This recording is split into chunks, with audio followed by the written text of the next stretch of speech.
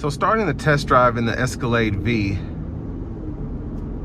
what I find so fascinating about this is it doesn't drive like a V Series Cadillac.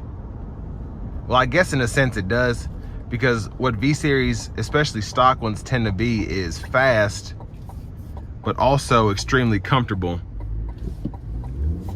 And they're pretty much extremely Cadillac in the sense that the ride is good, the steering feels good, it still feels luxurious. But then when you put your foot to the floor, all of a sudden you feel like you're in a Z06 or a ZL1, something like that. Especially with this supercharged powertrain. Well, I'm gonna put it in the manual mode, put the V on, and then just give it a little bit of throttle, not too much.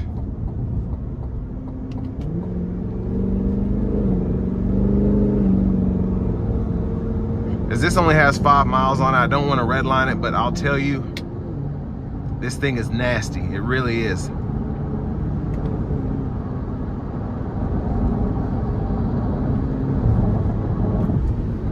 So I'm gonna get over and test out the SuperCruise.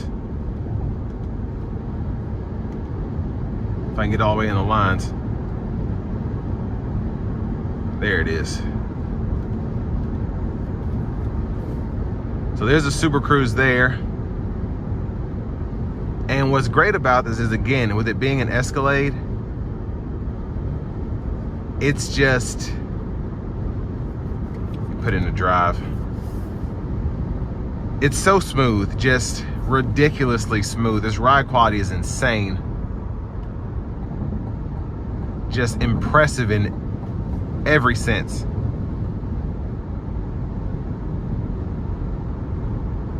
And it's just so quiet. Even like I have everything turned up here, you can see the steering is sporty, suspension is sporty, engine sporty, the brake feel, sound, everything. But still, it can't help but be a Cadillac Escalade. And I just find that fantastic, especially for people who want to be able to haul their families around. They want something stupid fast, but then they also want something that's extremely comfortable.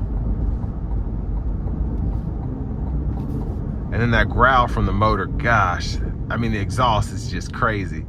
So this thing is just, for $150,000 starting price, and this one stickering right at $162,000.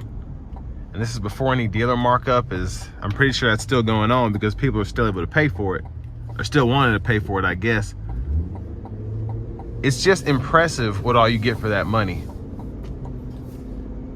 And honestly, for me, I would make this a competitor for something like a G63 from Mercedes or top of the line Range Rover, because like those vehicles, I think the Range Rover offers that 5-liter supercharged V8, and you get that in the autobiography and load it out.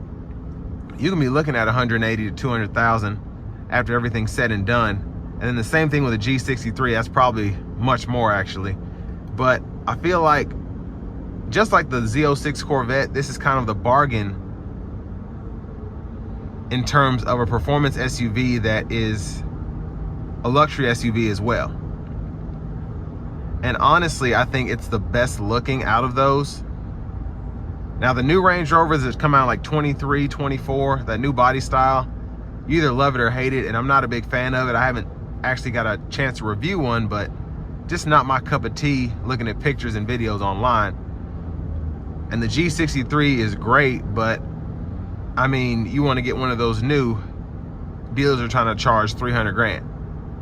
And I feel like you get more room with this one, more usability, more versatility, and honestly, more performance, having a supercharged V8 as opposed to a twin turbo V8 or V12, whatever Mercedes offers, and then having that supercharged V8 from Range Rover. This is just the best option in my opinion for what you get, especially for the price. Again, like the Z06, you can get a Ferrari, you can get a Lamborghini that performs pretty similarly, or even a Porsche, but for the money, it's hard to beat because you're saving so much and you pretty much have similar, if not better, performance from the GM vehicle. So again, pretty impressive. With this one having less than 10 miles, I certainly didn't want to give it a lot of throttle, but it's definitely got the capability. And this will bring me to the end of my review of this 2023 Cadillac Escalade V.